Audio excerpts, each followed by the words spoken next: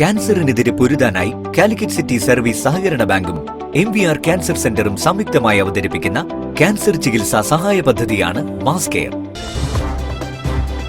വാർത്തകൾ തുടരുന്നു.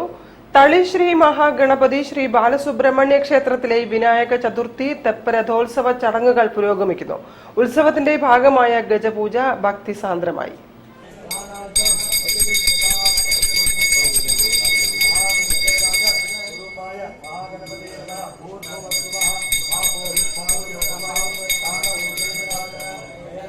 തളി ശ്രീ മഹാഗണപതി ശ്രീ ബാലസുബ്രഹ്മണ്യ ക്ഷേത്രത്തിലെ വിനായക ചതുർത്ഥി തെപ്പരഥോത്സവത്തിലെ ഗജപൂജ ഭക്തിസാന്ദ്രമായി.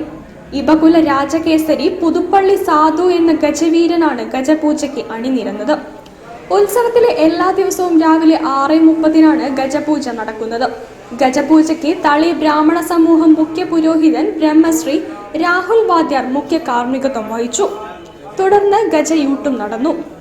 പൂജാതി കർമ്മങ്ങൾ ദക്ഷിണേന്ത്യയിലെ പ്രമുഖ വൈദിക ശ്രേഷ്ഠന്മാരുടെ കാർമ്മികത്വത്തിലാണ് നടക്കുന്നത്. അഷ്ടദ്രവ്യക്കൂട്ട്, മഹാഗണപതി ഹോമം, കാവടി പൂജ, മഹന്യാസപൂർവം പൂർണ്ണാഭിഷേകം, നാഗപൂജ, നവഗ്രഹ പൂജ എന്നിവയും നടന്നു.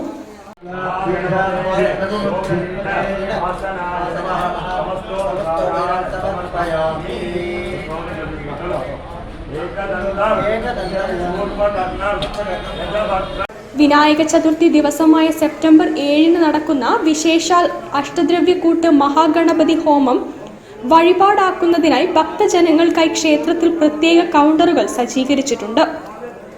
News bureau, Kozhikode.